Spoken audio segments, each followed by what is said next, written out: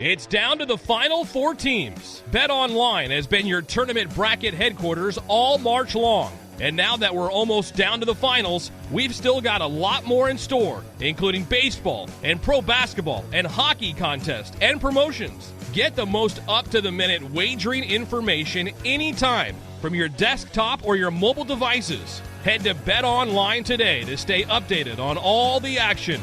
BetOnline, the game starts here. Jam. Blog Talk Radio.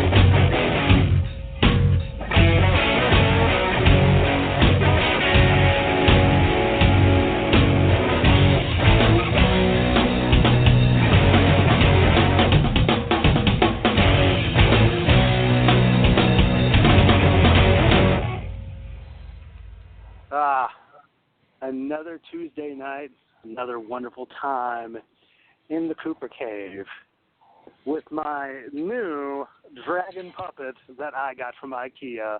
You have no idea how excited I am, Metal Faithful, about this fucking dragon puppet. I am like a 9-year-old child all over again. And welcome, by the way, to the Metal Hammer of Doom podcast. It's so good to have you here. My name is Robert Cooper, sometimes known as the Metal Coop, and I am your host today. Yeah, since our regular host, Mr. Mark Radlich, who chose this album this week, was off hunting boars. I'm not going to make the joke that was in my head because, okay, I'm going to make it. See, I was going to say hunting boars, or as he likes to call it, the dating scene. But I was hoping you'd go with something like he obviously found one with this album, but I figured we should wait till the end of the review to hit that note.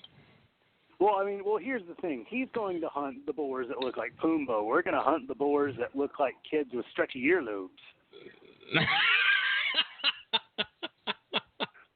And, of course, my co-host this week is he is the 6th man of the Metal Hammer of Doom podcast, as well as the host of his own comic book podcast here on the Radlich Broadcasting Network, here on BlogTalkRadio.com. Source material, Mr. Jesse Starcher. What's up, buddy? Ready to talk about the library?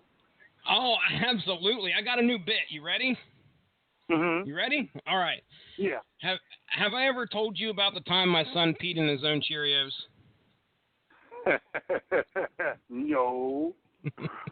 Well, that's a story for another time, folks. Tonight, we're talking Whitechapel. Oh, well, you mean, actually, I really feel like I pissed in my own Cheerios just listening to this album, so... That's understandable. I think the singer might have a lot of piss in his own Cheerios, to be honest. He doesn't like metal elitists, but that brings me to actually something very, very good that you bring up. Tonight's album that we are going to be playing for you guys and talking about is the 2016 release by Tennessee deathcore band Whitechapel titled Mark of the Blade. And if you are one of my coworkers from Lowe's Store 2653, hello, I love you. Yeah. Last week's Throssom Blood podcast got my coworker Ian listening live and chatting with me. And then awesome. Sunday night, we told my stick in the mud ASM, Matt, who's like 28, but gosh, he looks at me sometimes like I was doing Principal McVicker from Beavis and Butthead last night, and he's like, I don't get it. I'm like, you weren't allowed to watch that as a kid, were you? No. Stick in the mud. Oh, you damn bastards.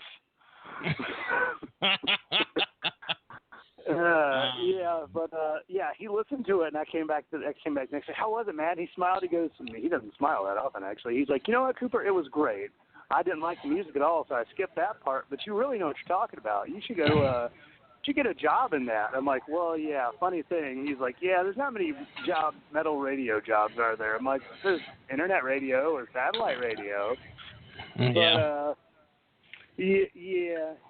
not a whole lot of jobs, which is sad. I guess I'm gonna have to pull the Stephen Randall route, who is he wrote for 401 Mania forever and does his own TWNE After Dark podcast.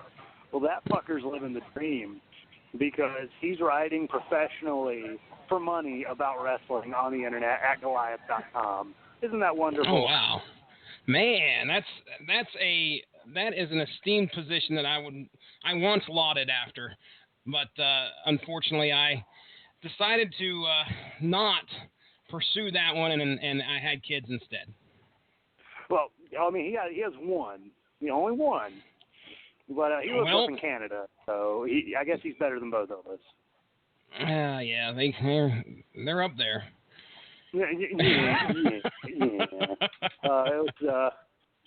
Yeah, and while we're plugging things, just quick thing, Sean Comer, co-host of the Long Road to Ruin, love that guy. We need to have him on for Epica. Sent a Facebook post to Mark and I about a mariachi cover of Crazy Train.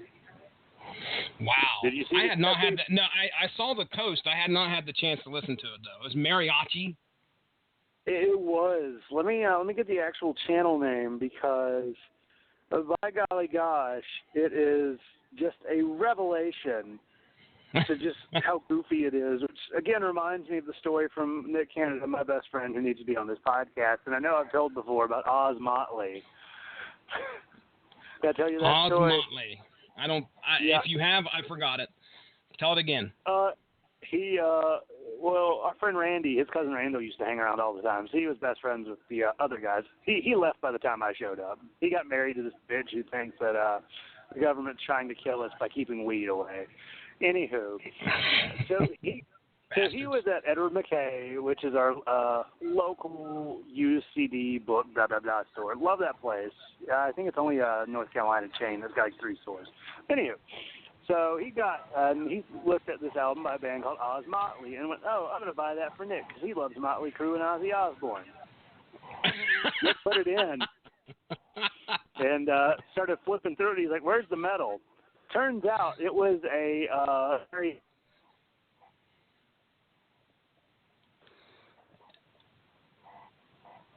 Cooper lost you, buddy. You still there?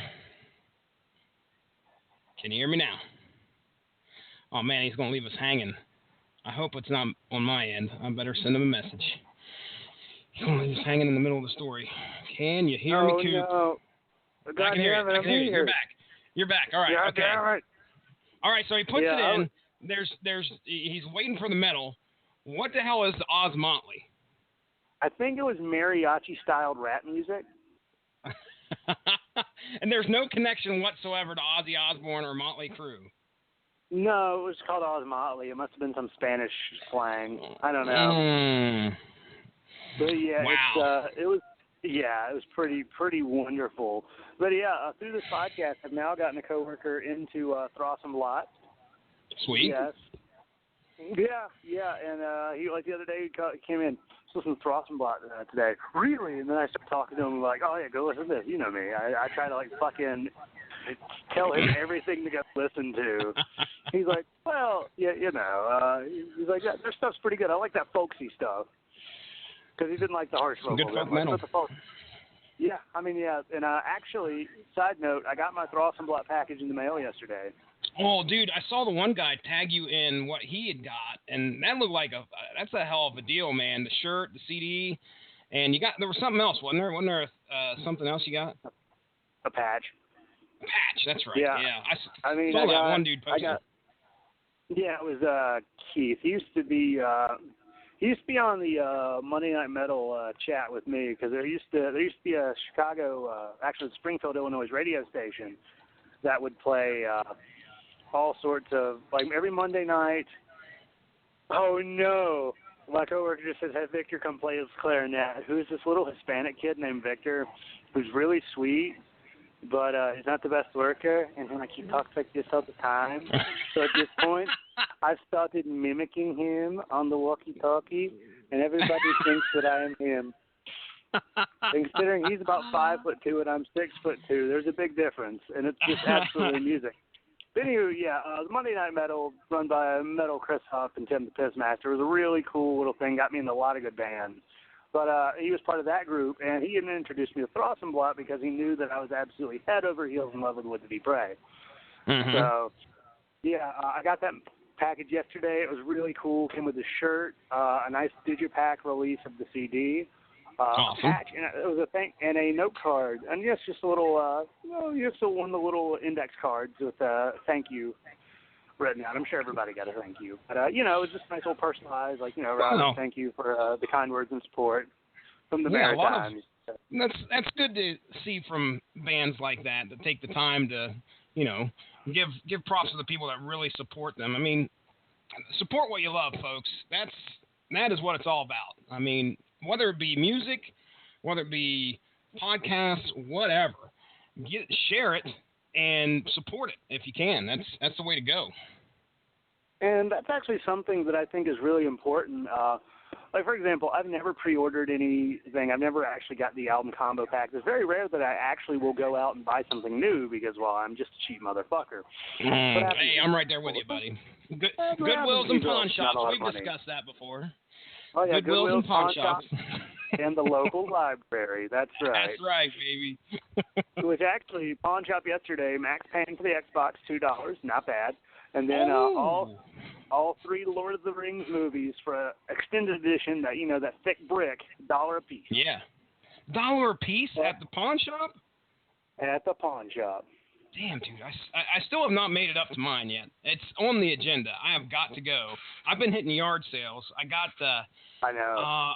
I got Borderlands for $3 for the PS3. Ooh. Yeah, and I'm really taken by that game. I really like it.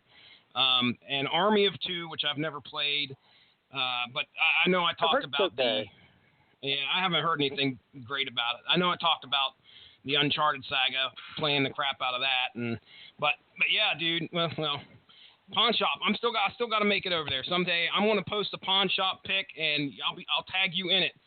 Facebook, be ready. I hope it's a good one too, not one of these shitty chain ones or one that marks up their games to like, oh, here's Devil May Cry 4 for the Xbox for $15, something like that. Yeah, some people they way overdo it, but it's just a pretty good find. Really, just everybody. I think you should really support artists because stuff like that. Even though I'm sure every pre-order like that got that sort of message, it really means a lot for members of a band to sit down and just write out a card and just send it to you. That's really nice. Honestly, I've been wondering how I could frame it.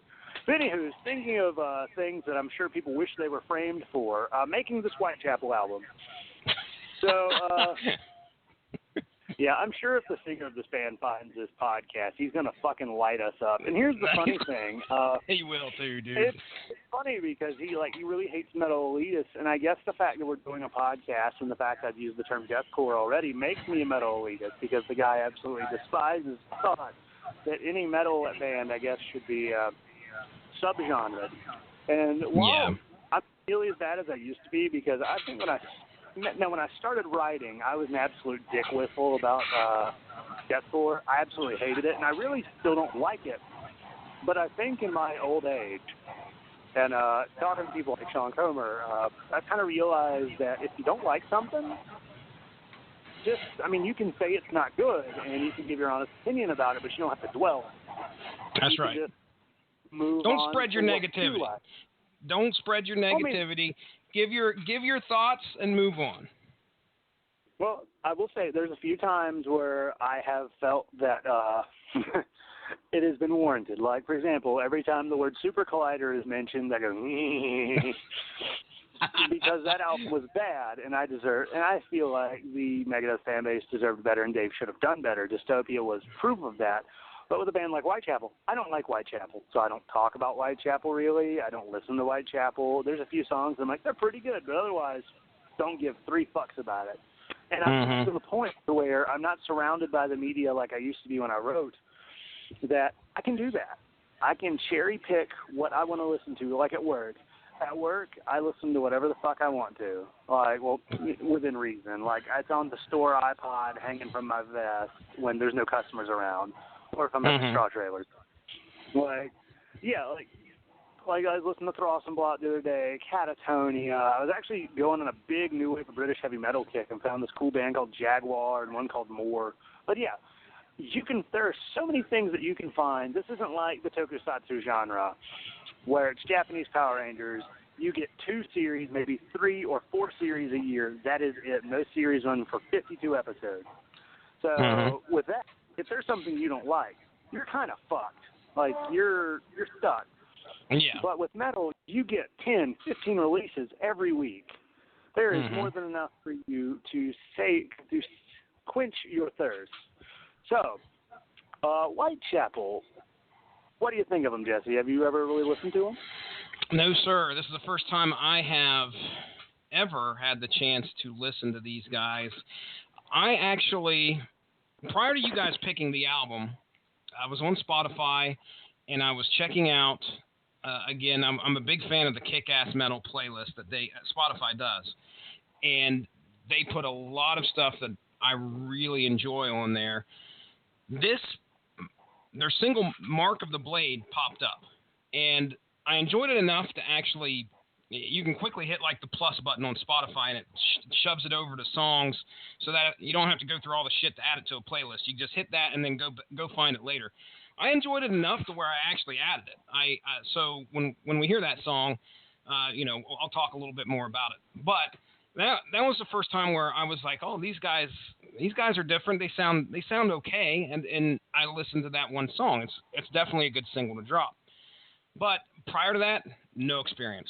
So what these guys are about, what these guys have done in the past, and what they've sounded like in the past, I'm going off of square one here. I have no idea. I've done a little bit of research, just like I'm sure you have, and Mark has supplied us with there a little bit prior to us doing the podcast. But I'm brand new, man. This is new for me. Yeah, Whitechapel are. When I started getting into metal, and I was actually trying to figure this out the other day, 2008 actually, if I'm not mistaken. Games, you remember, the plastic instrument genre was fucking crazy. So all the rhythm games were everywhere. And one of the big songs off of Rock Band 2 actually on drums. You're going to fucking say Guitar Hero. I was going to be like, wait a second, no. I've never heard them on Guitar Hero. This is Rock Band, though. Okay. Yeah. Dude, Guitar Hero 3 is probably one of my favorite soundtracks ever. But I hear you, dude. That and Rock Band 2, because Guitar Hero 4 blew. Guitar Hero 2 had some great ones, and I think the 6th Guitar Hero game had a stellar lineup. It's just I never got to play much of it. But anywho, Rock Band 2 had This Is Exile by Whitechapel, and it was really my first foray into the deathcore sort of genre.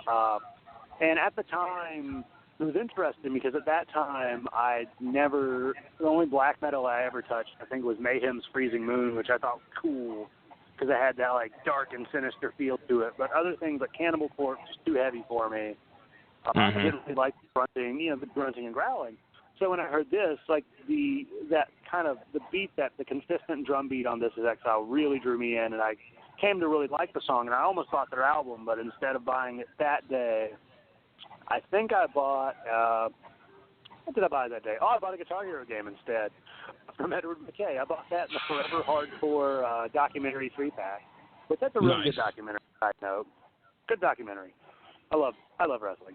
But anywho, so I was going to buy that, and then they just kind of fell on the wayside because as I discovered more things that were thrash metal, death metal, and actually traditional metalcore, because for my first 2-3 years of metalcore was my jam. Like, I remember there was a time in 2010, I was like, Killswitch Engage is always going to be my favorite band, And I think always my favorite genre is thrash metal and metalcore, definitely. Like, can't get any better than that. And I've really seen over the years how, as a person, your musical tastes can really drift. So that's right. I'm not that person anymore. It's 6 years later, but there's still a part of me that has a real love for your occasional metalcore, and I love Killswitch Engage still. So now here we are at Whitechapel, years and years after I had discovered them, and their 2016 album here is Mark of the Blade. I guess we can go ahead and start out with track number 1, if you want to go ahead and play that, and then we'll talk about it. Track number 1 here off Mark of the Blade is actually not that bad of an opener. It's titled The Void.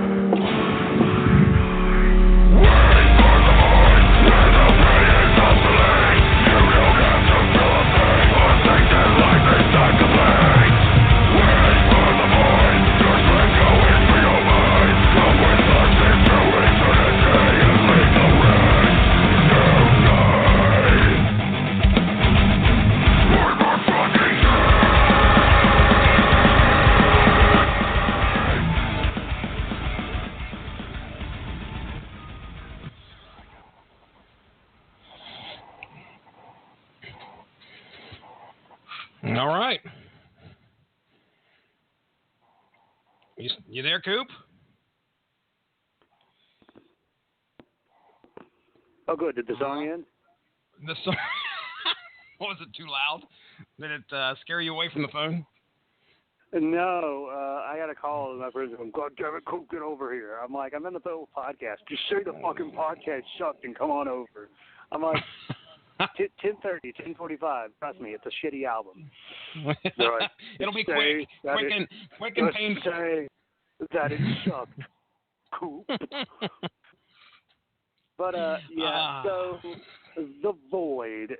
What did you feel about this song, Jesse Starcher? I mean, I tried to delve into the lyrics a little bit just to see what exactly he was talking about. That's about the first thing I did. It's a heavy song. What I get from these guys is, man, I don't want to say negativity because they're not all about that. And I think this particular song, it feels like what they're trying to say is they're here for you so that you don't have to pay attention to all the shitty stuff that's going on around in the world, and that you could just come along with us and don't worry about anything else. Now, whether that's a positive message or a negative message is kind of up to you, because these guys, this particular song right here, right off the bat, gives you a good idea of the type of view that they have, not on just, you know, the environment that they themselves are in, but almost like their view on the world itself. It's very negative. A lot of these songs are, she's got this negative slant to them about the stuff that's going on around them, or what they believe is going on around the listener. That's my first take from The Void, and it sets the tone for, I think, what we're going to see in the rest of the album. At least for me, it did. Yeah, I honestly, when I looked at the lyrics, I just smacked myself in the nose. That was wonderful. Wonderful. The Void, I want to say The Void is almost a conglomerate that represents the band in the way, Tiger, get away from my fucking power cord, you stupid little cat. Come on, cat. Yeah, the cat that I rescued from Nick's front yard is being a douchebag, because he's still a cute little fucking douchebag. He's hilarious. Anytime you open a door, he has to come in. You open the door to come out, he's got to go out. How many cats are we up to? Just quick count. I want to know. Not all overall time. I want to know how many cats you have now, right now, at this time. At this moment, 13. 13 cats? 13 cats. Jeez, man, that is a shit ton of cats. It's actually funny. I had a friend of mine over, her and her girlfriend, and when they walked in, they both started laughing because I didn't know her girlfriend was like really allergic to cats at the moment. But they came in, and it's just all these eyes. Oh yeah, that freaked me out, man. Wow. Oh, they just thought it was fucking funny because they didn't expect it. But yeah, it's weird. Like when I say 13, I'm like, I know that's way too many, honestly. But I hopefully, knock on fucking wood, we won't replace them. That's the problem we've been having. Like my mom's cat died, and then we had a few other cats died, and one cat showed up at the door, and it was small and sad and pitiful, so we let it in. Oh, the word's getting out, man. The cats are figuring it out. They know where to go. They've been knowing where to go for like 15 years. But so we kept getting. So we got one cat. We actually went to the pound to get him because my mom wanted a fucking cat, and it didn't end up being a friendly lap cat unless you're in the bathroom because that's his room. Cat loves the bathroom. He'll sit up on the rack we have above the toilet and watch out the window. It's great. But so then awesome. I went to the vet and there was a kitten, and we got it, and she wanted it to be her cat. But then the cat we got before, that just ended up being his cat. They ended up being buddies. But yeah, we just kept replacing them. But my cat, they're starting to all get kind of old, and so yeah, I don't really know. But yeah, cats. Anywho, speaking of the Void, my cats, I really felt that they were talking about themselves in a lot of these lyrics. Grinding in with the Legion of the South. Again, they're from Tennessee. Another year with their name in your mouth. Yeah. Honestly, I think that the Void is them as Whitechapel as a whole, and it's very much them telling their listener to follow the sound of his voice, come on with him to the Void, and everything's going to be cool because we're a bunch of fucking badasses, something like that. Yeah. Honestly, these are lyrics that if I were 16 right now, this would fucking resonate with me like fucking crazy. Oh, yeah. Like, honestly, finding that spot, looking for that person that identifies you or that band that you identify with. It's very much the same idea that you get with gangs. Like that's the whole reason. There's a family aspect to it that brings people together. They see it very much in the same way.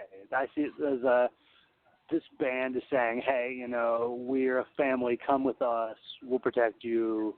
Yeah, very much the same sort of idea. Mm-hmm. Okay. That's the way I really look at it. But moving on, I'm doing my best Mark Radlich impersonation.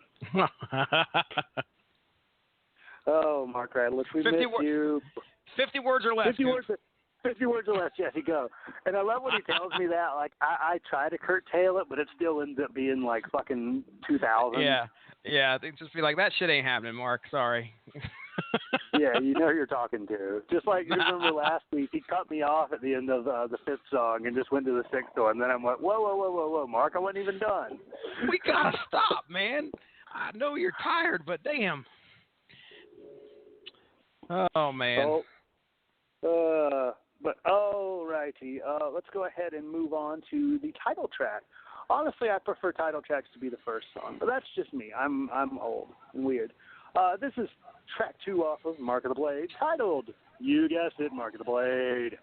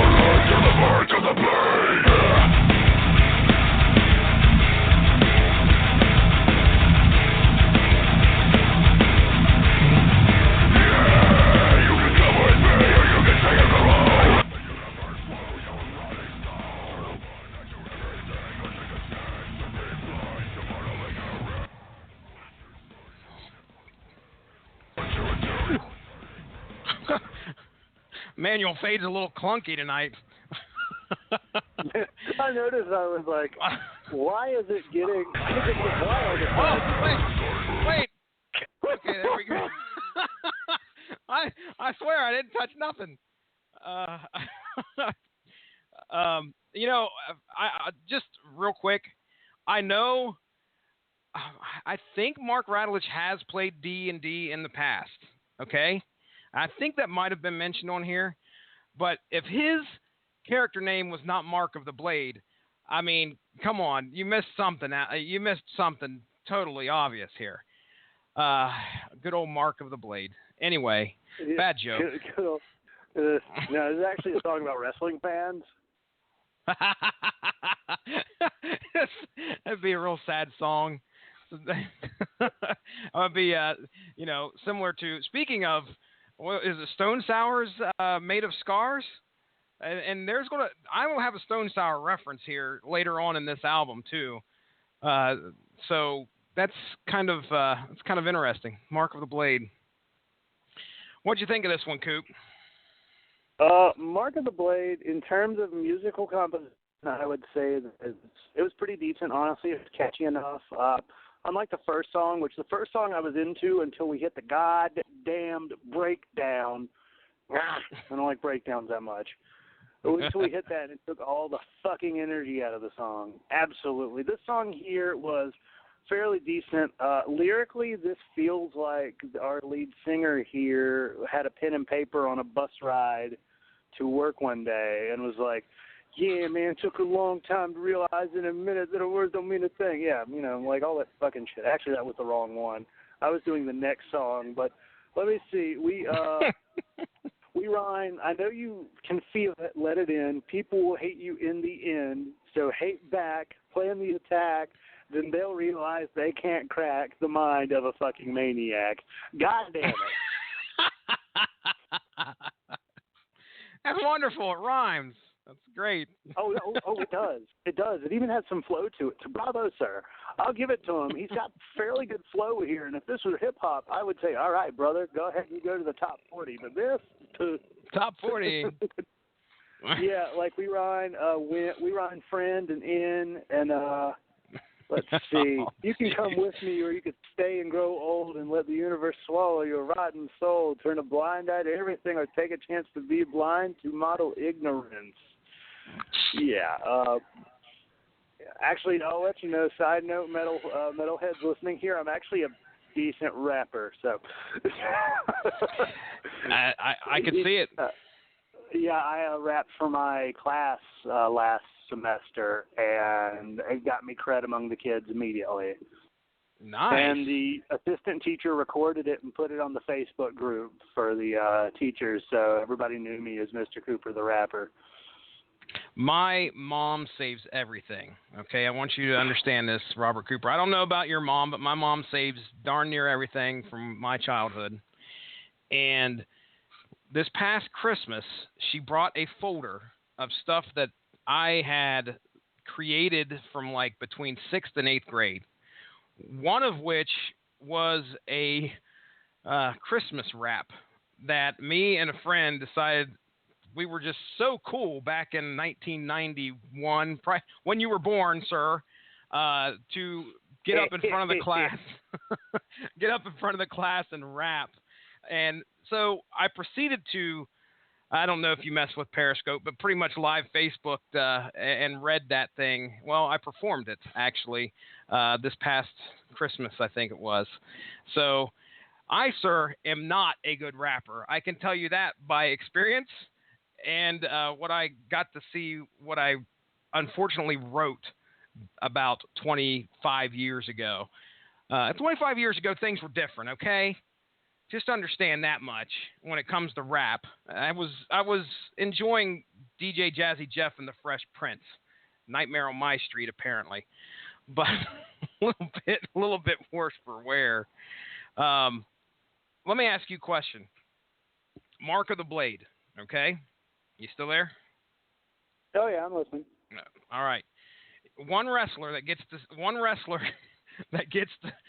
has the honor of having Mark of the Blade written about him, okay? Who is the most scarred up wrestler that you could think of that felt the mark of the blade? Mm-hmm. Sabu, probably. Sabu. Him or the original Sheik. Dusty Rhodes' forehead. Yes. Dusty Rhodes is exactly where I was going, dude. If you wasn't going to pick him, that was going to be mine, man. Or Abdul the Bush. Oh, or wow. the original Perro Aguayo. They both, like, all three of them, and New Jack, too. Like, all of them, you could fucking stick a penny in their heads, and it would stick. Gosh, man. One more gripe about this particular song for myself. And you can't hear it on the track we just played, but I know I told you guys, for some reason, and I know that they're sophisticated enough to lay out the vocals, I would assume, and put the vocals along with the rest of the music in order to mix an album. I don't know. I'm not, I've never recorded an album, but I've seen people do it, and I think that's how they do it. But at the beginning of this song, if you listen to it and you have earbuds in, you can hear the lead singer clear his throat before the song starts. Now, listen,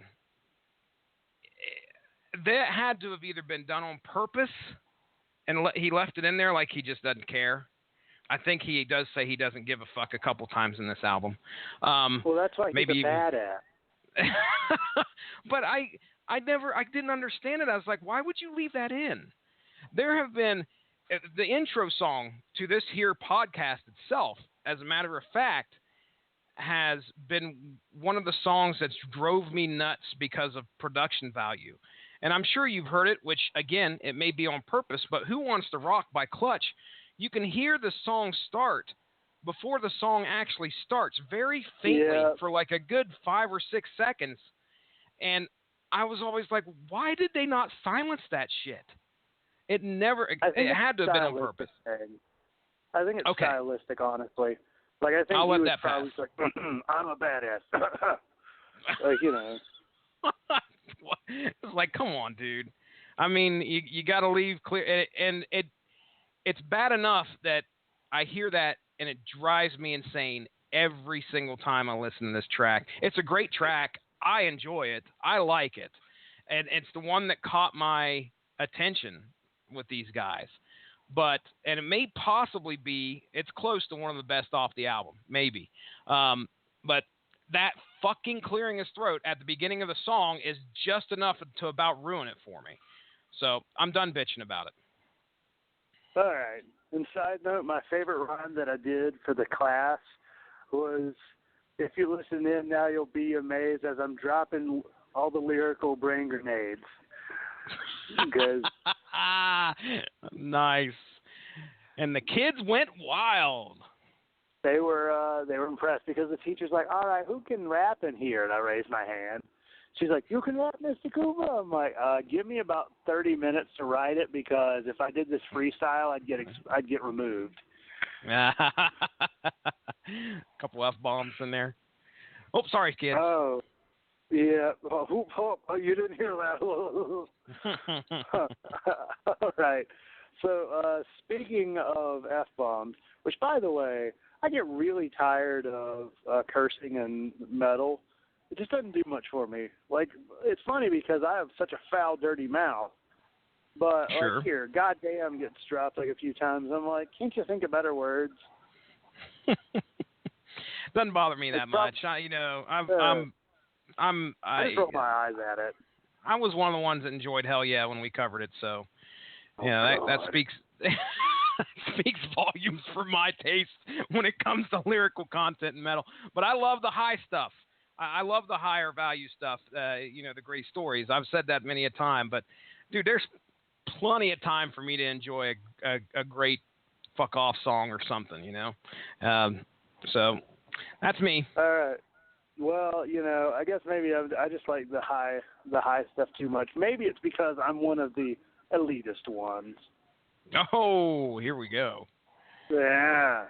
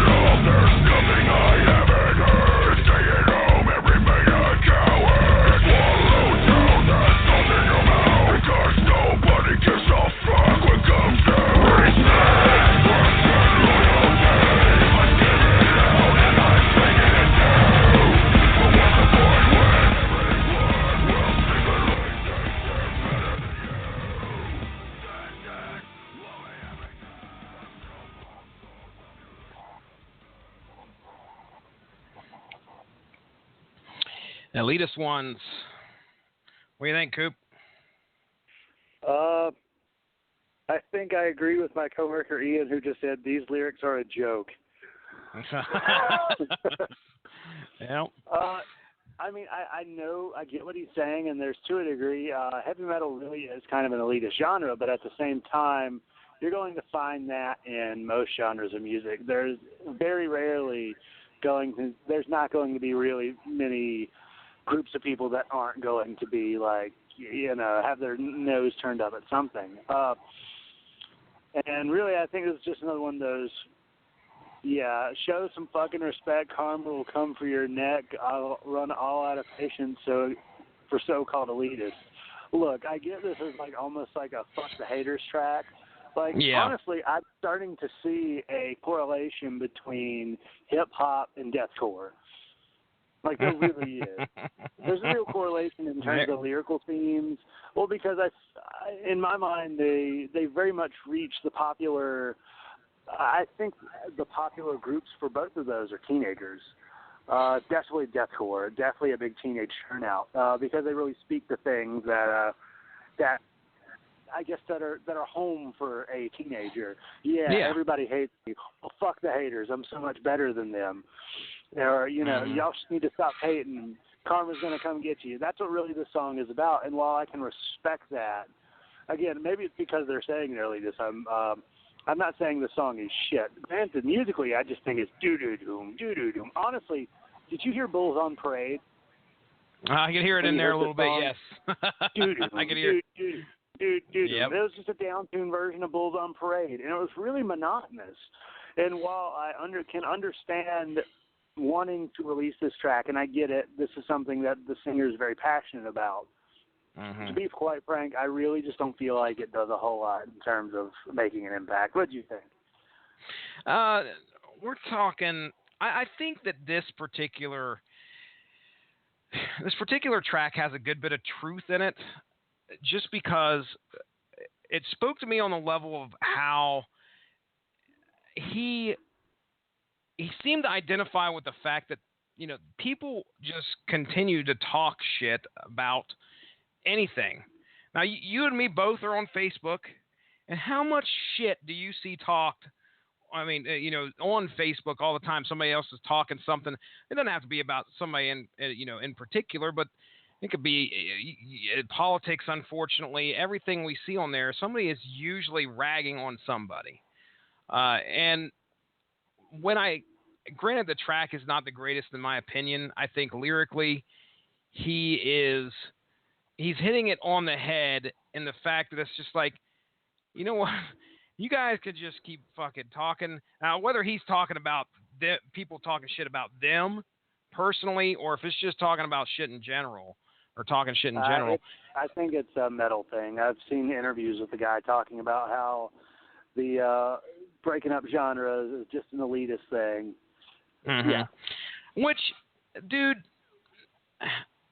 I think I've mentioned, I can't remember which podcast we were on earlier, where we talked about something similar, or maybe it was in this particular article, because when Rattlich shared that with us on Facebook,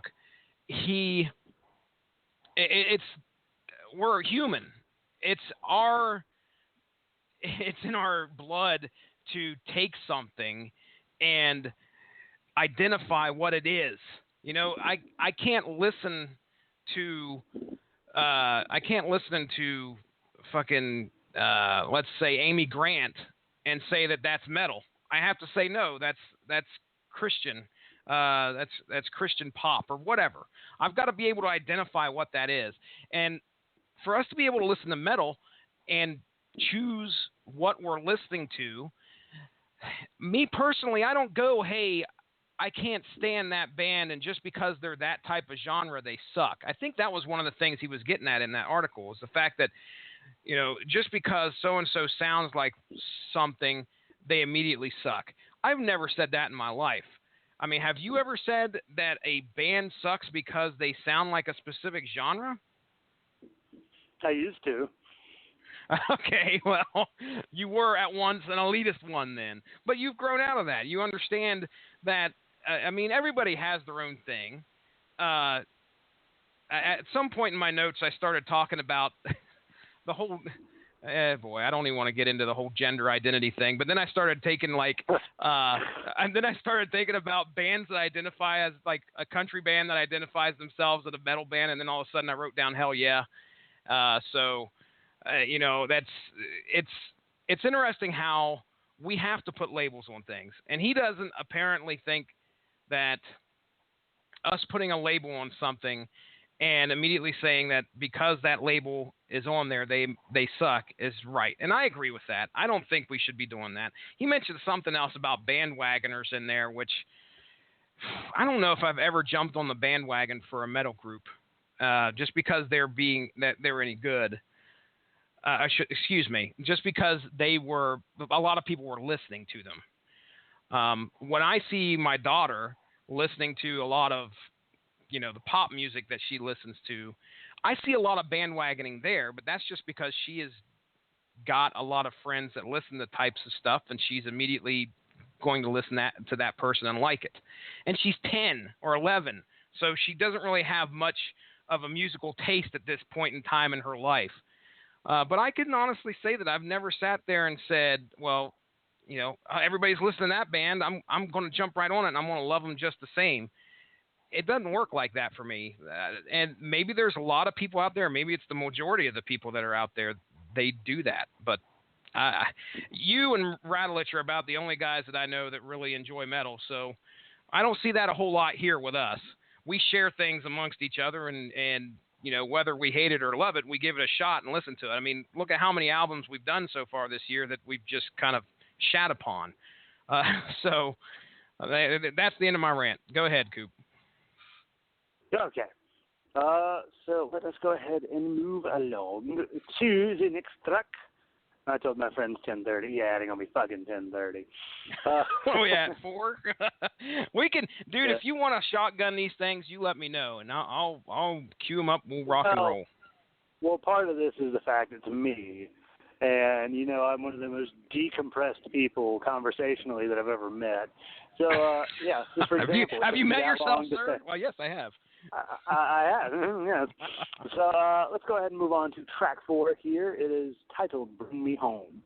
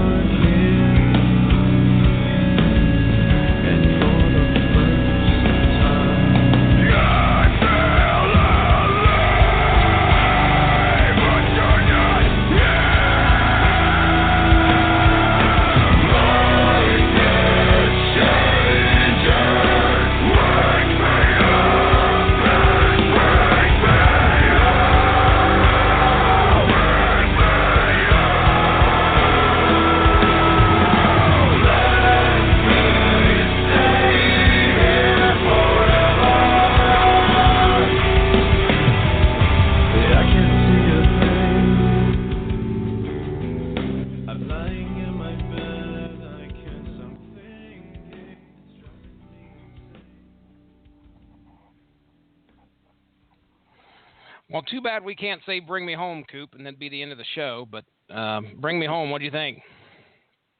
Honestly, if I'm not mistaken, I think I read this had something. It's had really personal sort of feeling to the guy, so I don't want to say anything too negative about it. Yeah. Well, I don't think that makes a free pass for anybody just because it had personal meaning to them, but I really feel like a song like that is something they really tried on. And I'll be honest, his clean singing was not that bad. It was okay. Yeah, I got a real Corey Taylor feel. I think maybe what's the lead singer of Tool? Gosh darn it. Keenan. Thank you. I got a real feel for that, and it's definitely different from what we've just heard for the first 3 tracks. Just like you said, very personal.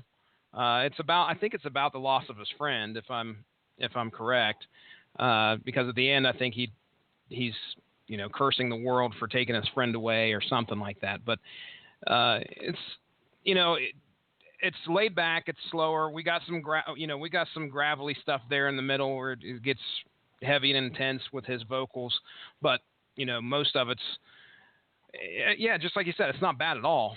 But I immediately was like, oh man, this sounds something that would have come off of like freaking Stone Sour or something. Did you get that vibe at all? I mean, with his vocals, did it sound more unique than the rest of them, or excuse me, more unique than? It just felt freaking Corey Taylor. That's about all I can say. I really did get a Corey Taylor vibe from this. Honestly, while the lyrics aren't, it's not great, they really do feel kind of juvenile in a way. I feel like the song gets a decent pass. It breaks a lot of the monotony that's happened over the past 3 songs. I actually think this is an improvement. All right. Good deal. All righty. Next is a song that has nothing to do with what I'm sure is one of Sean Comer's favorite movie trilogies. Here is track number 5, titled Tremors.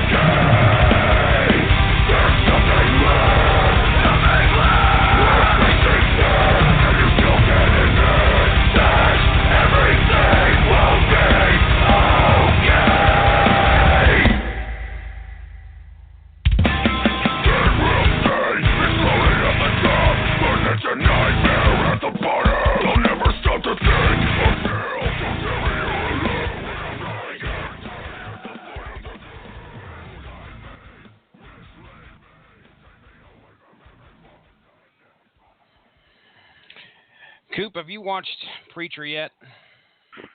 Have I watched what? Preacher. It's on AMC. I don't know if you've caught any of it. I think the first season just aired here.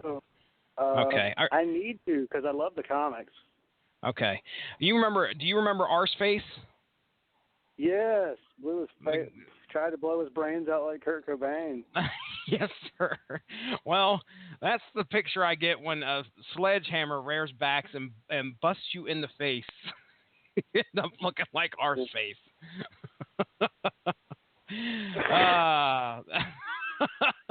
That's the image I get when this song first hits, so I apologize. But what do you think of this one, man? This was Tremors. Musically, it was very samey.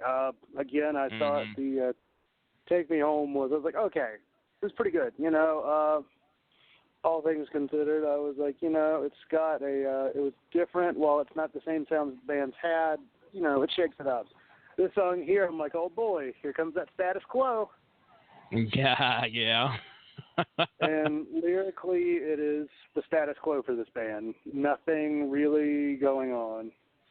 I was trying to figure out what exactly he was upset about in this one, because that's pretty much, about, we got 11 tracks here. I'd say he's pretty upset in about 9 of them.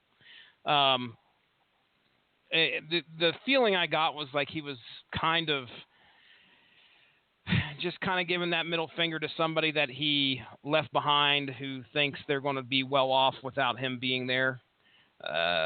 You're going to miss me when I'm gone kind of thing.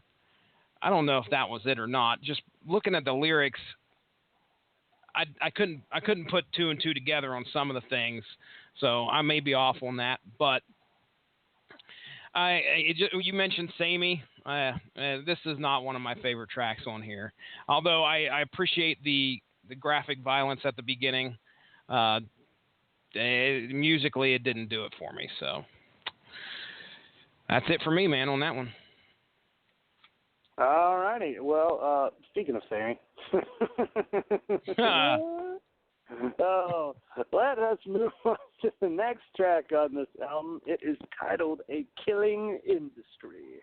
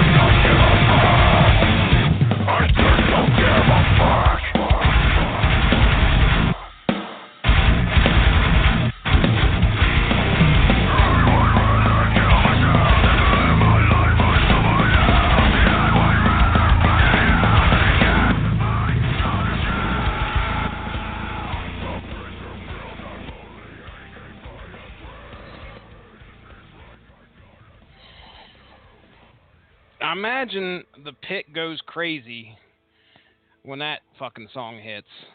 It's pretty freaking fast paced. Now, Coop, what do you think of this one, man? Sorry, the internet just had a picture. For more cute videos and pictures of cute hamsters, go to xhamster.com. xhamster.com. Well, and every man listening to this podcast just went, jeez. Ex-hamster. I once had a hamster. It is now my ex-hamster. That just ain't right. That just ain't right. I just have cats, obviously. They don't like hamsters too well, do they? I don't know. I've never had a hamster. I had some fish. I think they would eat them. I think sure they would eat hamsters. Yeah, they'd give it a shot. Yeah. But, what were you going to say? A killing industry. I think this is almost like a little biography of them in the industry, feeling like, we're living our way. Fuck what everybody's wanting to tell us to do. I like that keeps fucking saying I'd rather kill myself than live my life for someone else. Again, fucking train track riding lyricism right here. I would rather burn in hell than to give my soul to sell. I really feel sorry for him because I do. You think. Well, I want to go the serious route here. I know you feel sorry for him, probably for a little bit different reasons. But I mean, you're in a metal band, and you just wrote a song about how, trying to be a metal band is killing you. All right. Anybody else in any other profession, if they're going to be, now literally that's not killing them, we understand that, but I can understand it takes its emotional toll. Any career can potentially take its emotional toll on you. Dude, either take a vacation or get the fuck out. I know which one Coop's rooting for, but take a vacation and chill out. I hate for it to be, you gotta, at some point, if it continues to wear on you so much that, I mean, there's a lyric in here where he says, I'll just stay in this rut because it's easier not to give a fuck. Well, dude, you want to do what you love and have a good time doing it. I feel sorry for the guy when he, whatever state he was in when he wrote this song, because it was not a good place. A lot of these songs, he's not in a good place. At least that's the feeling I get. What were you going to say, Coop? I was going to say that I also do feel bad for him because, for example, Alyssa White Glues, who is now in Arch Enemy, was in a band called The Agonist, and she gave a breakdown of how much money bands make, and they make pennies on the dollar for albums, for CD sales. They make all of their money on tours and merch. I've seen a lot of bands say, "Look, fucking steal."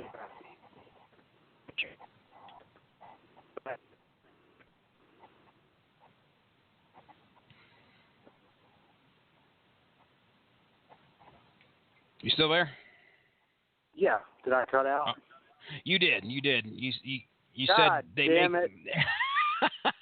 If that was a good punchline, I'm sorry. You said they make most of their money on merch and what else? CDs and merch.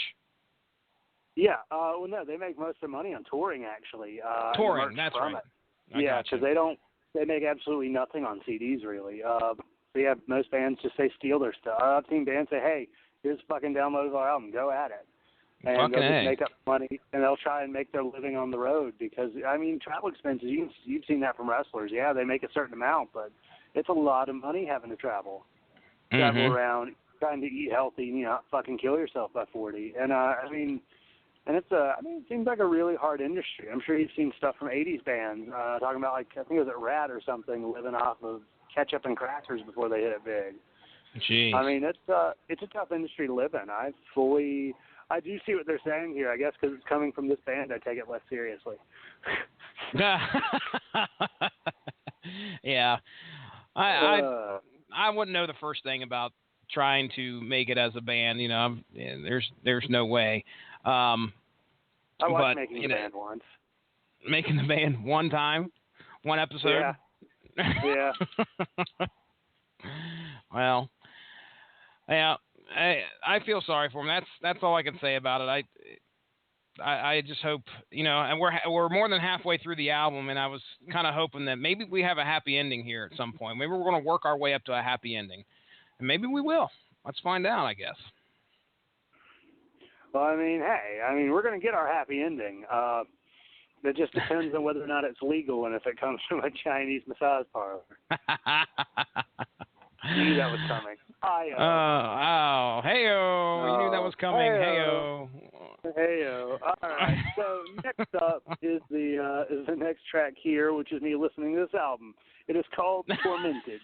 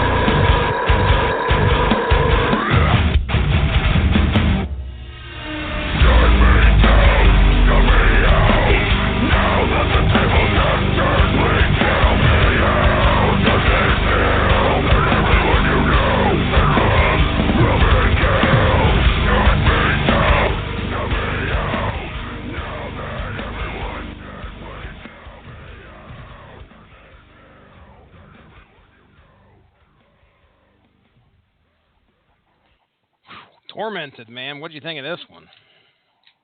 Meh. The instrumentality of it was just your typical gent sound that you're going to find that's going to be done much better by bands like Meshuggah or Animals as Leaders. Did you really wait? What'd you call it? Gent sound? Gent. Is it gent? I don't know. Gent? Is that the gent? It's D-J-E-N-T. Like a genie.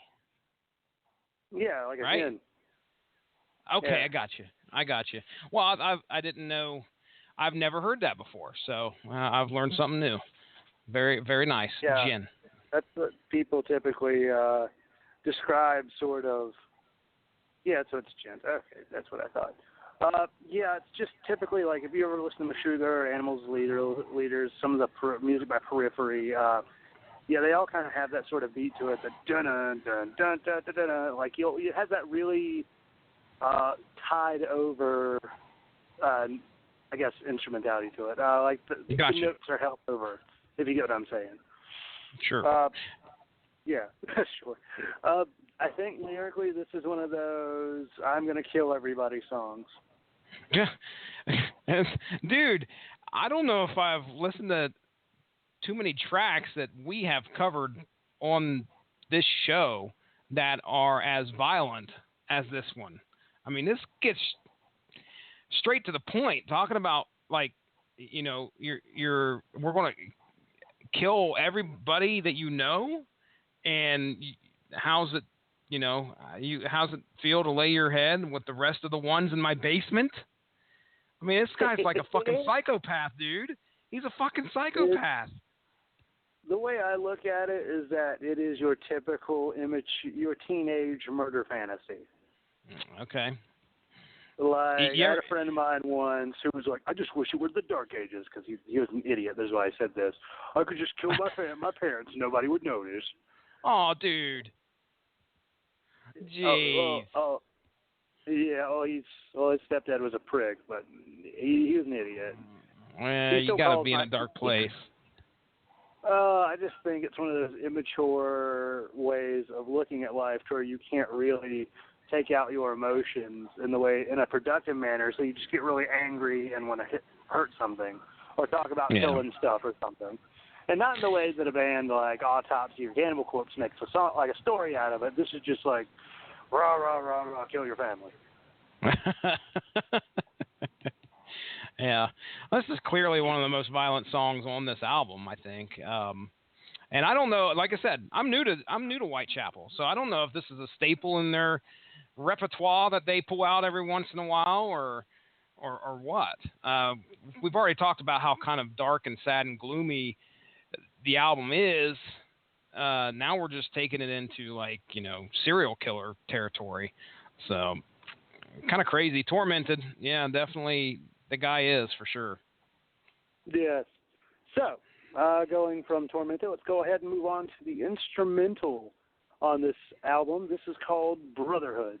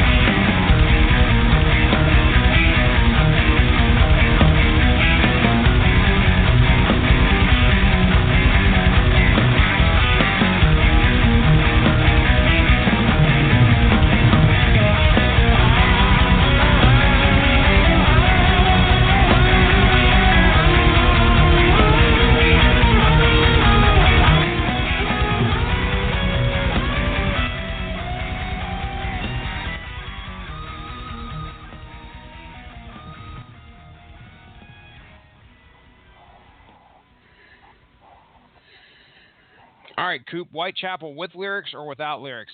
Which one you like better? I like it without. I kind of figured. What'd you think of that one, man? I honestly liked it. I thought it was the most absolutely manageable song that I've heard from them so far. Like, I was listening to that, I'm like, you know what, I could listen to this again and not be angry. That's true. We aren't wallowing in the depths of depression with his lyrics in this particular song. We can actually enjoy it and smile maybe once. Oh shoot.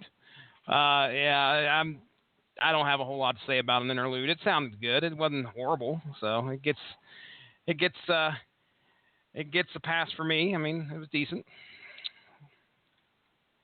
All right. I mean, yeah, sometimes with an instrumental, that's all you can say. Like, it was good. You're like, all right, it was there. So, speaking of things that are there, let's move on to the next track on the album. This is track number 9, if I'm not mistaken. 9. Well in the Shadows. What dwell in the shadows of a flashlight at night? Welcome you to try to pull my thoughts to the outside. It's opening. Am I supposed to be a man that's not all in black? I don't need that spotlight. I need to be the man I know I am. What dwell in the shadows of a flashlight at night? Never thought my word would change the lives of a mentally disturbed. It's insane to me. I help lyrically. Is this your more fucked up than me? More than who we are. Mass produced psychos with a million stars. That's how we will pay. And you're the ones that made me. Don't ever change. We are who we are, and they still remain the same. If you don't want to dwell in the light, then dwell in the shadows of me. Dwell in the shadows of me.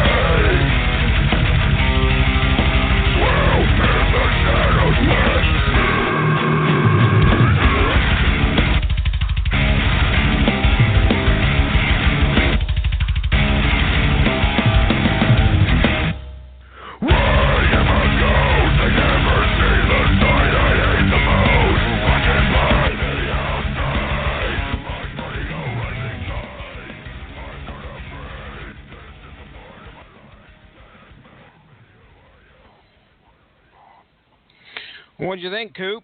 Dwell in the Shadows. This is another one of those songs. I can see it, a self-insert song for the listener to put themselves in their mind and saying like, oh, well, I'm dwelling in the shadows here, but you know, if you want to follow me, come with me in the darkness, and you don't have to dwell in the light. Like, yeah, it's another one of those self-insert songs. I think musically, this is my favorite one off the album. I hate to say it. Lyrically, it's exactly what you say it is. Dude, how does the... Speaking of subgenre and metal, and let's go ahead and just subgenre this to death. I've come up with a new term called martyr metal, unless that's already a thing. But a couple of these songs really feel like martyr metal to me, where they're just like, here I am, you know, just come with me. I am the savior of the masses. We're here for you. We're doing this for you. We love you. And we just come on up here. We are you. That is just like you said. This is get that person that really enjoys Whitechapel, who's a Whitechapelite, or maybe we call them white chaps. Is that what we'll call the fans of Whitechapel? White chaps? I'm laughing at my own jokes, Coop. Come on, man. Step in here and save me. All right. Yeah, sure. Anyway. My coworker Ian, the instrumental wasn't bad. Now back to the garbage. Yes. That is the truth, sir. Yeah, I mean, instrumentally, honestly, this song was something that I didn't dislike in one single bit. Instrumentally, it was fine. I think if this would have been an instrumental as well, it would have been a lot more bearable. lyrically, this is a very immature band. I mean, yeah, I know there are bands like Slayer and stuff that aren't exactly fucking Chaucer, but I just went with Chaucer, by the way. I didn't go with Shakespeare because I'm fucking cool. There's fucking A, dude. Yeah. But I really think moving on to the next track, I think if the singer of this band would hear us talking about this album this way, his response would be venomous. Ooh.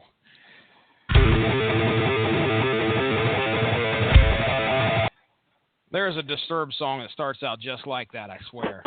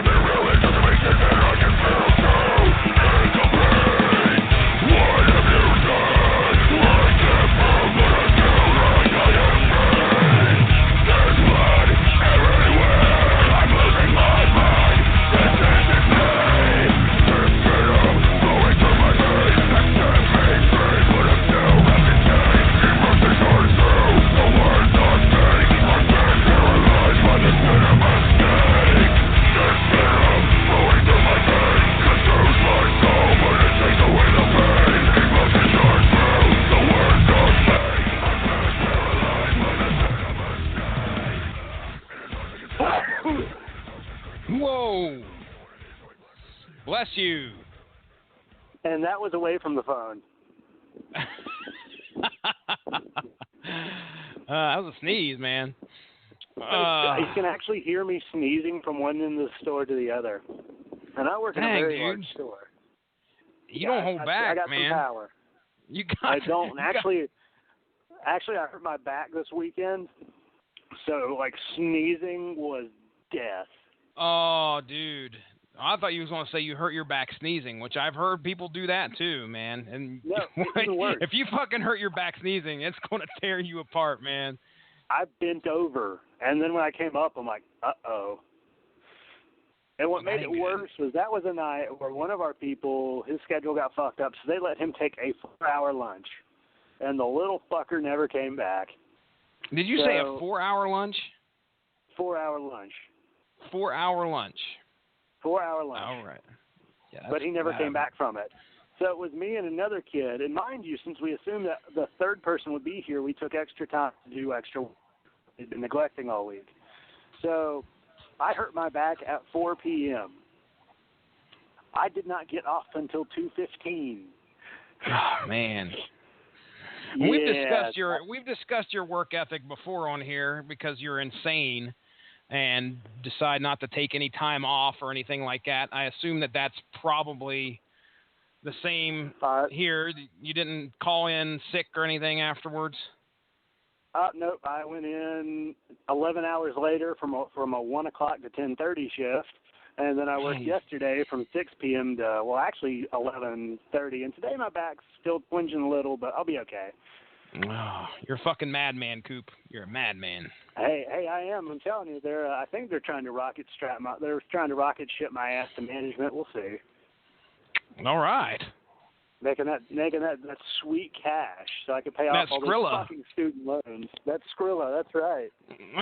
I'm the only fucking person that ever says that. What'd you think of Venomous, man? Venomous was just okay. It's another one of those. I was going to say unremarkable.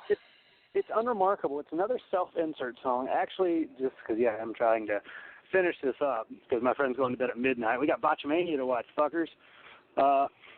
This is very much like an anime. In anime, there is something called a self-insert protagonist. It's something that's also in a lot of other genres, but considering that the target demographic of just like this, of anime, oftentimes like novel adaptations, are teenagers. So you'll have a lot of a self-insert protagonist, where that protagonist has very few characteristics that are distinct, and they are they're so nondescript that you can insert yourself into that character and imprint yourself, and you feel closer to that character. That is how I feel a lot of this music is. Mm-hmm. I feel that there's a lot of eyes. There's a lot of I in here. So when you're saying that you're like, I have venom coming through my veins, and I can't move, but I feel like I am set free. So that's something that when you're saying it back, it's getting into you that, like, yeah, I'm the man. I'm great.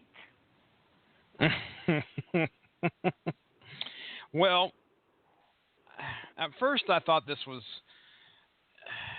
more of a song about how whoever this guy was just so emotionally pent up that he couldn't,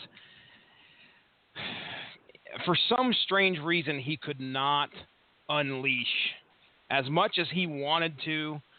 Something or somebody, this serpent or whatever, has poisoned him to where he cannot. Which I was thinking, well, maybe he's talking about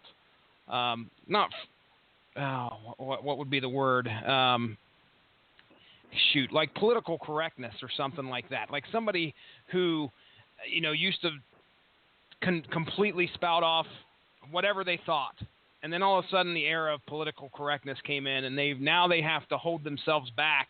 And because this idea has crept into them, it has poisoned and venomized their way of what they used to be, which was true.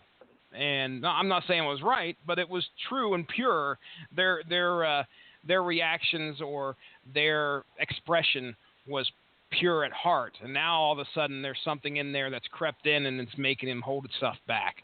But again, hey, I'm probably reading a lot more into this than I probably should. So, what do we got? What do we got next up, Coop? You got anything else you wanted to say on Venomous before we go to the next one? No, really. This was just another song and a very unremarkable album, and I hate that because I will admit, while I came into the Hate Breed podcast in 2013, I started it not liking Hate Breed one bit, and I became a fan. Not somewhat of a fan. But somewhat of a fan. I had respect for them, I liked them, and enough of our silly memes had made me kind of smile when I think about them. Plus, Jamie Jost is the nicest man of it, one of the nicest people I've ever met. This did not do that with Whitechapel. So let us go ahead and fucking pull back our arrow and light the tip and give this motherfucker a Viking funeral. Here's track number 11 off of Mark of the Blade, Decennium.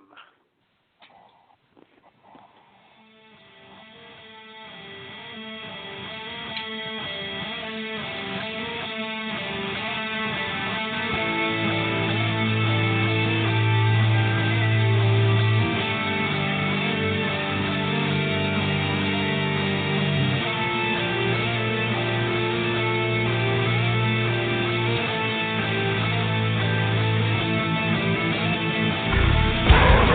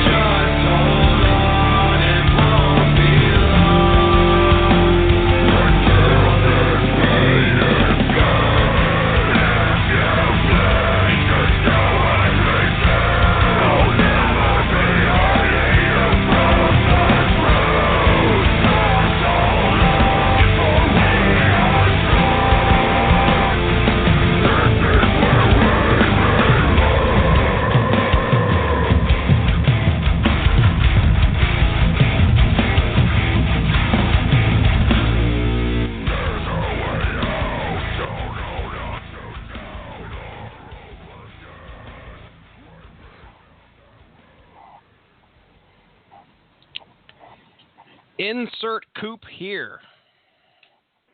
Decennium, for anybody who is wondering what in the high hole holy fuck that is, means a decade. It's like a millennium, but instead of the mill, which means like 1,000, right? Yeah. It's dec, which is 10. Ta-da! Gotcha. Got him. He got him. We got him that fucking knowledge, man. Yeah. Yep. So, this song was, honestly, I don't mind the clean vocals in this nearly as much. It wasn't a great song by any stretch of the imagination compared to, like, let's compare this album to Throssom Blot. Oh, boy. Wow. That's like comparing the, you know what? I would say in terms of NFL running backs, this is like comparing Walter Payton to Timmy Smith. You get that one? Oh, man. Timmy Smith. I have no fucking clue who that is. So that I know who Walter Payton is. Timmy Smith, I only know because I've watched some documentaries and countdowns and whatnot. Timmy Smith won the Super Bowl MVP award for the Redskins. I want to say maybe it was 90. I don't remember the exact year, but he won the Super Bowl MVP, and he fucking tore it up for like 200-something yards because, he had the Hogs. So he tore it up, fucking killed it and everything. And then he got into drugs, and it was just a fucking slippery slope from there, just completely total shit. He tried to make a comeback. It didn't work. So, much like this band with me, this album has had a few bright spots. One or two, okay. But it's been mostly just pedestrian, not very good, not really worth my time, compared to, like, let's say Walter Payton, who is fucking running back Jesus. Sweetness. So, yeah, I mean, this song is a celebration of their 10 years as a band. Good on them. I like that they're recognizing something like that. That's all nice, fine, and dandy. I respect them for that. Again, I'm trying to, like, unlike with Hell Yeah, where I just roll my eyes because it's fucking grotesque. Yeah, with that album, I was just rolling my eyes. I was like, whatever, this is just this is bullshit. But hey, the eye is upside down and it looks like an exclamation point. That's fucking awesome. Yeah, look at that, guys. Look, I got it upside down. Look, exclamation point, I tell you what. You dot your I's on the bottom. Put your middle fingers up if you got them. God. Go ahead, Coop. My fucking puppet is not amused. I just put the puppet on my hand just so I can shake my head. But dude, I love this puppet. It is the stupidest looking thing. Like, I picked it up and I don't know if you ever just had a smile of just immense glee that you are so goddamn amused you can't wipe it off your face. I found it, and I was like, it's a puppet. And I put it in my hand and just started moving the mouth. And I just had this, like, in the picture I sent you, that is the exact smile I had in my face. That little serial killer gleam in my eye, which is funny. Anytime I'm greatly amused, I've noticed I look like a serial killer. So true. Yeah, my mom's like, do you want it? I'm like, oh fuck yeah, we're buying this. So now I've added a $6 stuffed animal to my tab of 90 because I bought a bookshelf for all my fucking CDs and manga. and the dragon puppet will go right there alongside of it, or are you going to have it in your back pocket just for whenever you that it hits you that you need to talk with the puppet. I told my mom I'm bringing it on my next date. I'm just going to whip this thing out and like, hey there, baby. Can I see some ass? Nice. Oh, yeah. And as if the serial killer vibe wasn't strong enough. Now you got a fucking dragon puppet. I got a big, bulgy dragon puppet. I'm almost tempted to bring it to work tomorrow, actually. Do it. Just because that would amuse me so goddamn much. Oh, God, I'm amused by the simplest little things. But, yeah, honestly, this song here, I like that they're celebrating the fact that it's 10 years as a band. Fucking good on them. I'm happy for them in that respect. As a song here, it was not really much. But as a band, I'm not really that impressed by them. There's nothing that they're really doing that's really blowing me away at the end of it. So, yeah, what do you think? It feels like it's one of the most positive songs on the freaking album. They're kind of giving it's a love letter to their fans. That they're letting people know that, hey, we're up here for you. Again, another one of those things where they're letting people, their fans, know that we speak for you, and we're not that far away. We hear everybody's struggles, and just their way of identifying with their fans. It's okay. It's okay. I mean, I can't criticize the guys for doing something like that. It's a good way to send the album out for sure. Yeah. Honestly, it kind of reminds me of Victory off of Euthanasia by Megadeth. Remember that song? I'll never forget that song. Love that song. It's wonderful. Yeah, I mean, it's very much like that song, to where they just started name-dropping songs as a nice little homage to themselves. And I really like that. That's something that's really nice.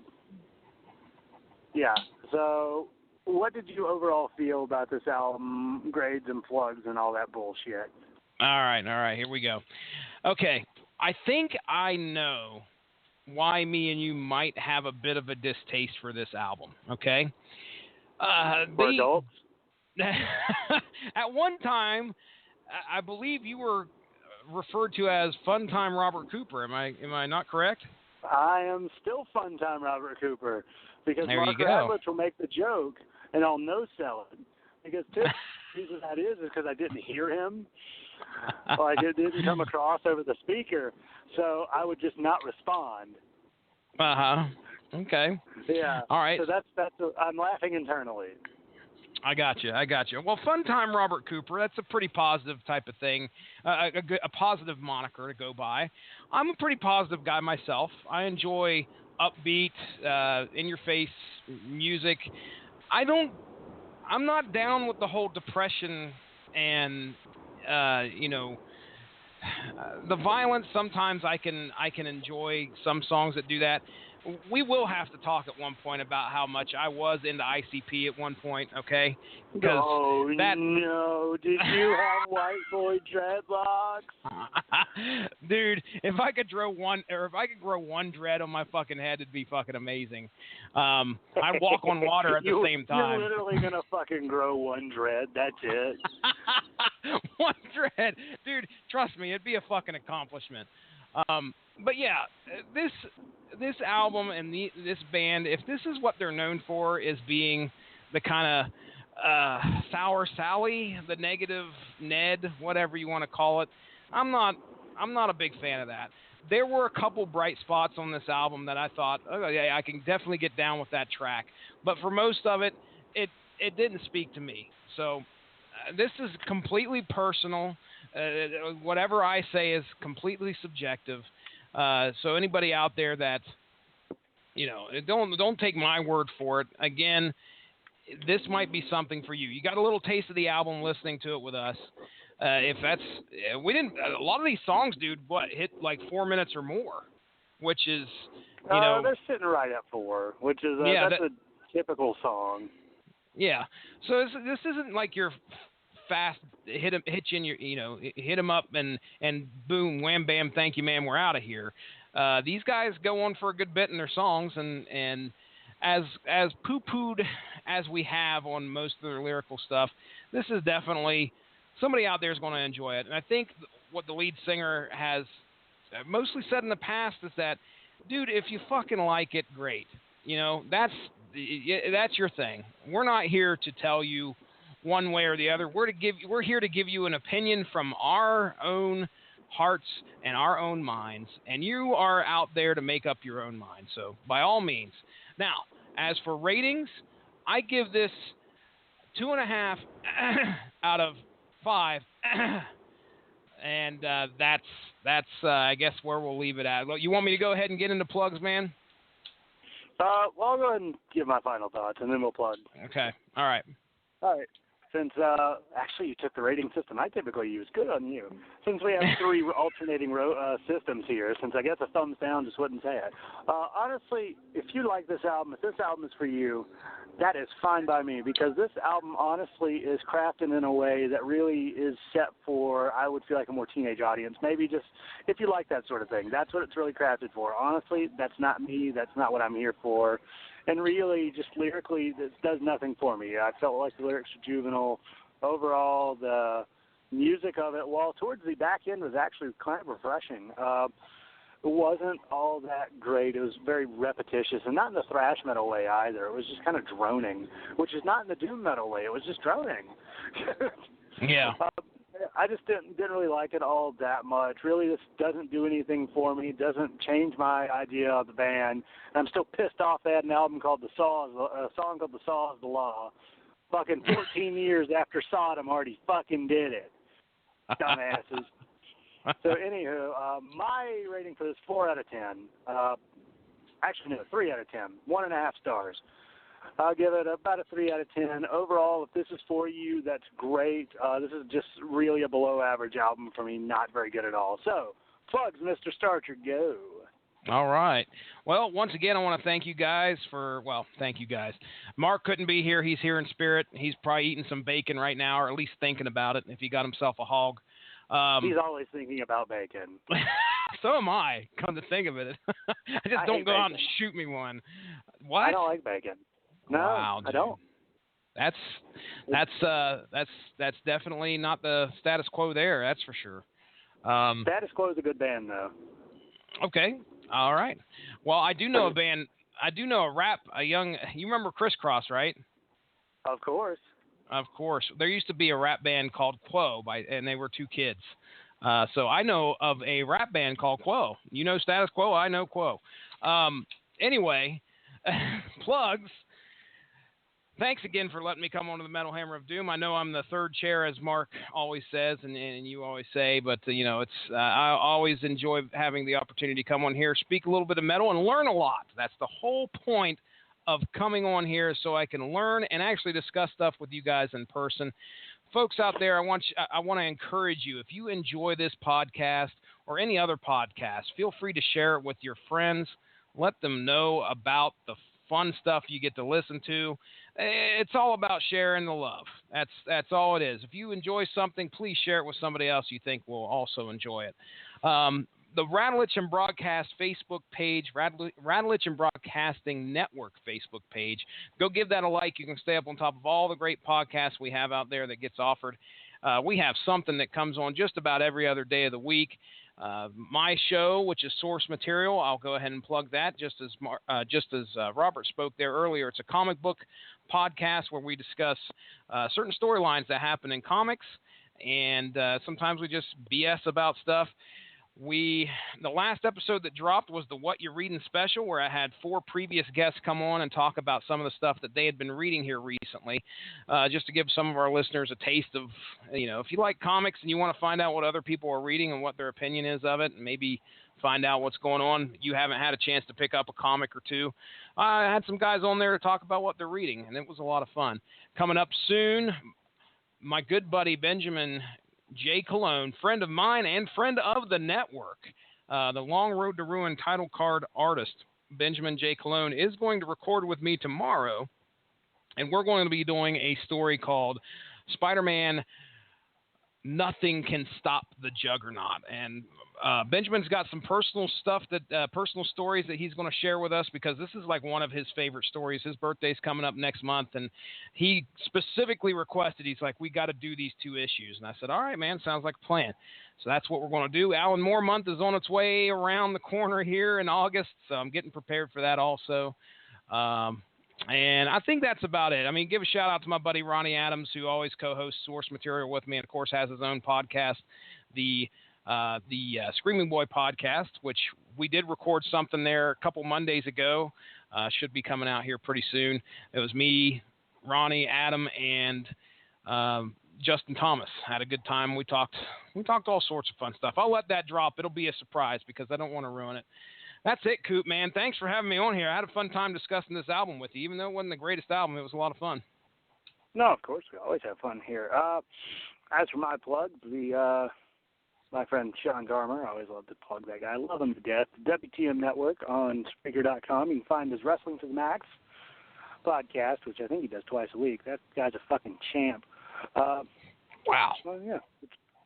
He's at least once he does that. He's got a gaming podcast, a sports podcast he'll do, and they've got a few other ones from other friends of his. My stuff, Since I Writer Podcast, that is on Facebook at facebook.com/Since I Writer Podcast. That is SENTAIRIDER Podcast. We do Tokusatsu. Maybe we'll actually do something sooner or later. One day, maybe. I don't know. And then finally, this podcast, Love It to Death. Next week we'll be doing, what are we doing next week, Jesse? Death Angel? Oh, dude. I don't know. And that's where we got to rely on Rattlich to come through with the schedule. I have no freaking clue. He has a calendar. Well, we're going to do something. He does have a calendar. I have no idea. I know Death Angel was one of them. I have no idea, dude. No clue. Oh, well, let me see if he's got anything on Facebook. You just go ahead and keep going. I'll see if I can get an answer. All right. Everybody stay tuned for next Tuesday for whatever we're going to be reviewing here. And what else do I have? Oh, well, I know tomorrow night that Mark Aldrich and Robert Winfrey are going to be reviewing Independence Day Resurgence. Didn't see it. Don't care to see it. Don't give 2/10 of a shit about it. So, what? Did you not like the first one? It was okay. There's just no reason for it to be made. There's just no reason for the sequel to be made. Well, okay. I guess I can see your argument there.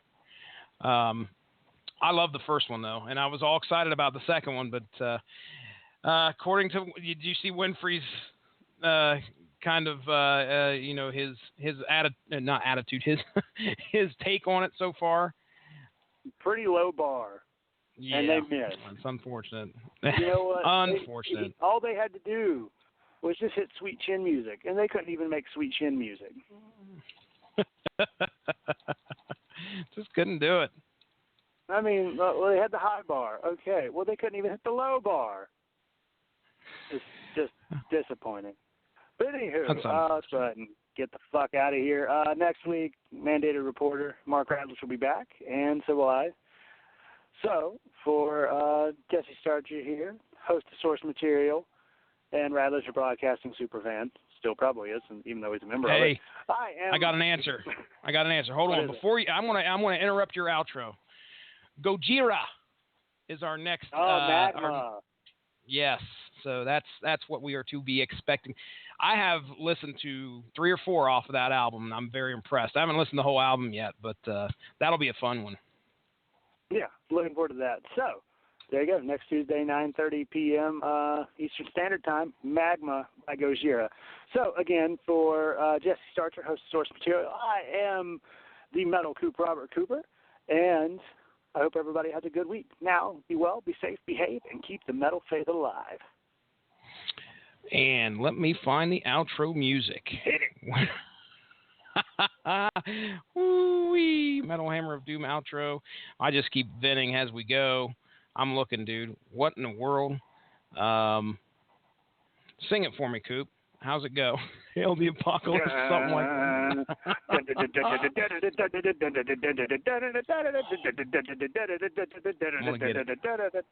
Ain't no somewhere I go.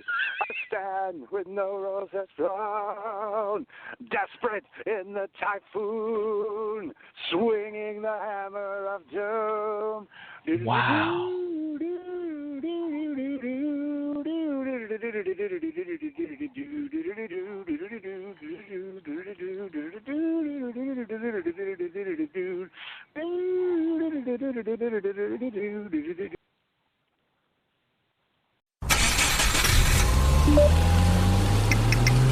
More than 50,000 distracted driving crashes occurred last year in Florida. And sadly, close to 300 people involved in those crashes never made it home. Distracted driving is dangerous driving. It puts everyone in danger. The text can wait. Put it down and focus on driving. Brought to you by the Florida Department of Highway Safety and Motor Vehicles. Our next topic, the Florida tomato, fruit or vegetable. Technically a fruit. They have seeds and grow from a flower. But like any true vegetable, they are perfect for pasta dishes and savory sauces. But science... Would science put a tomato in a fruit salad? Define fruit salad. Well, we already know what a fruit is. Well, at least we can all agree tomatoes taste best when they're grown close to home. A fruit's a fruit. Mm-hmm. Fresh from Florida. There's sunshine in every bite. Next up, tomato or tomato? Tomato. Tomato.